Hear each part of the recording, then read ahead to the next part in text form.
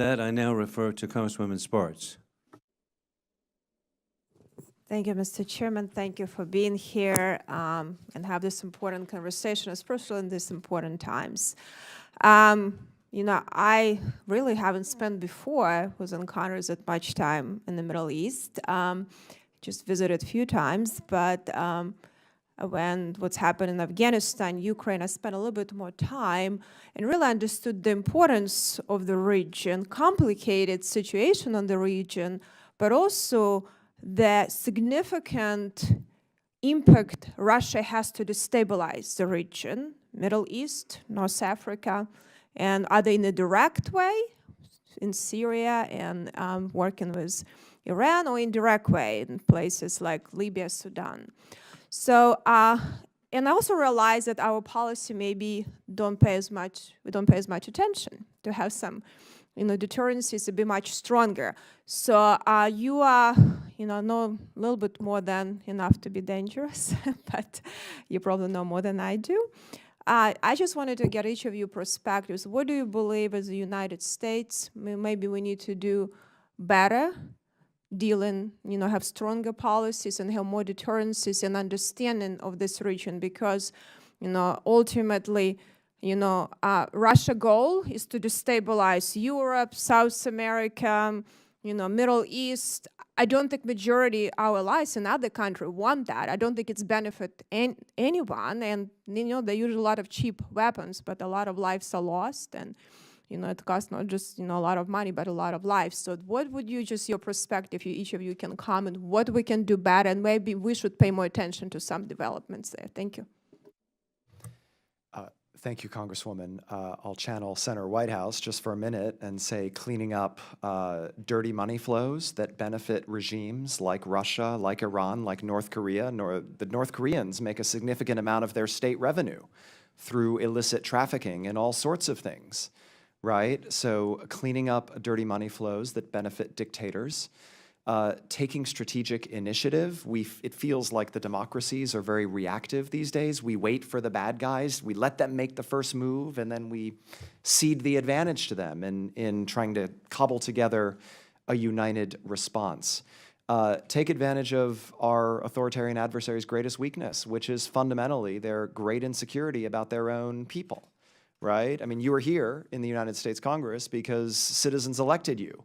If citizens in these countries had a choice, they would choose different leaders. That's actually true of Hamas in Gaza, which is why it has had an election since it took power nearly 20 years ago.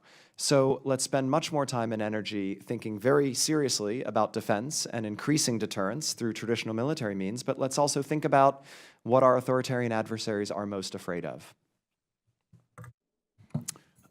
Thank you for the question. I'm going to use the current crisis right now to sort of, I think, explain how America can get a win.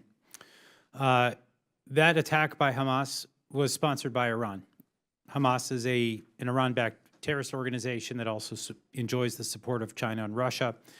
And as Israel has now readied to go into the Gaza Strip and to destroy this terrorist organization with the support of the United States, we're now seeing Iran-backed proxies threaten a much wider war.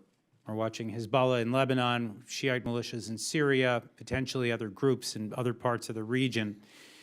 What needs to happen here right now is America needs to determine the outcome of this conflict. And by that I mean it needs to deter Iran, it needs to deter Hezbollah and any other actor that might intervene, and force them to watch helplessly as our ally destroys Hamas.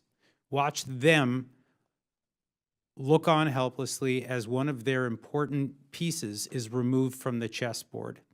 If we can do that, then I think we're now in the process of reestablishing deterrence after having lost it for many years.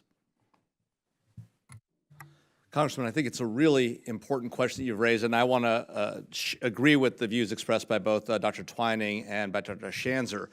I guess what I would say is what you're seeing happening in the world today, whether it's Russia, Ukraine, the threats by China against Taiwan, Iran's support of Hamas and the terrorist attacks of 10/7, is what happens when you have a world devoid of American leadership. This is what happens when we abandon our allies and don't make our foes afraid.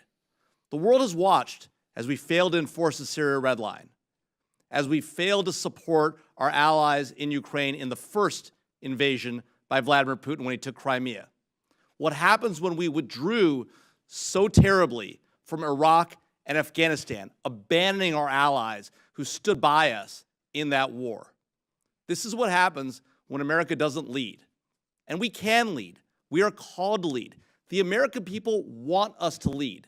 There's a popular view that the American people won't support America going into the fight or spending the money it takes to build up our military and defend our allies, both Israel and Ukraine. That is not true. Americans want to know why it matters to their economic bottom line, why it matters to our national security. It does matter.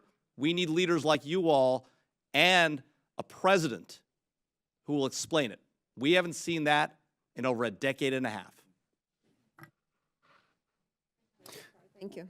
Thank you, Congresswoman Spartz. And hey, Congresswoman Spartz,